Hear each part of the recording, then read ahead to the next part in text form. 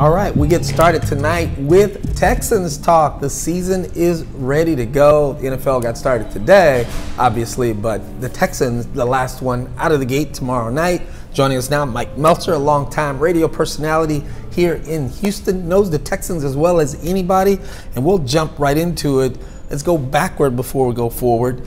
The last week or so with Clowney out and Tunsil in, strange happening for the Texans on that particular day. Very strange. The Clowney deal to me was a travesty as far as the value that they received, the quote-unquote value they got. Listen, I would have personally paid Clowney long-term money if they felt like they didn't want to do that. That's fine. Trade him much earlier in the offseason. Trade him way before July 15th. Getting Laremy Tunsil, I think, is a big deal, but they also overpaid for Laremy Tunsil by definition, and it doesn't make me worry about this season, but it makes me worry about the long-term direction of the franchise and whether they have a long-term plan for stability. Is this all just a, kind of the what's produced from a team that doesn't have a general manager running the show? Yes, and I also think it's a team that doesn't seem to have like a plan that's really in place. It seems like they're flying by the seat of their pants. You've got all this cap space right now and in the future. Why not sign someone like Gerald McCoy or Malik Jackson, like an interior pass rusher, a defensive tackle, to where you can have Whitney and JJ and an interior guy? But I don't even know if that they really even considered that. And so it just feels to me like they kind of realized a few weeks ago, oh my God, Andrew Luck retired. Now this is like real. We can win. Yeah, we can win. And if we don't protect Deshaun, maybe he goes the way of Andrew Luck, God forbid, in a couple of years. The thinking doesn't fit in line. I mean, even a year ago, you've got a quarterback coming off a rookie year where you had major surgery, your offensive line is in shambles, and you got plenty of cap space, and they didn't spend it on offensive linemen. Then you come this summer, and you did things that doesn't fit together.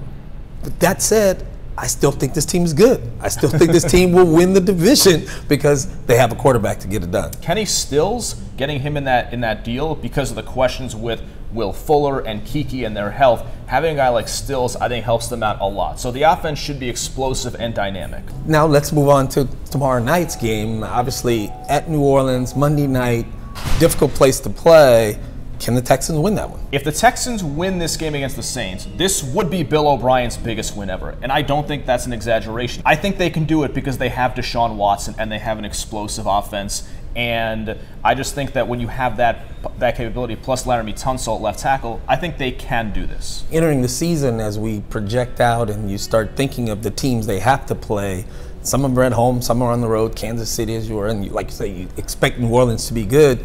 To be what you and I think the Texans can beat, they're going to have a couple of those Bill O'Brien's best wins possibly this season. The biggest thing is Deshaun. Like, if Deshaun makes that year 2 to year 3 leap, fully knowing O'Brien's offense, where he's going through OTAs, mini camp, training camp, without being hurt, without coming off injury, if he makes that leap, then yes, this team can win 10 or 11 games. Yeah, I see them winning double digits. I mean, I just think they're good enough to do that. And you're more negative than I am usually.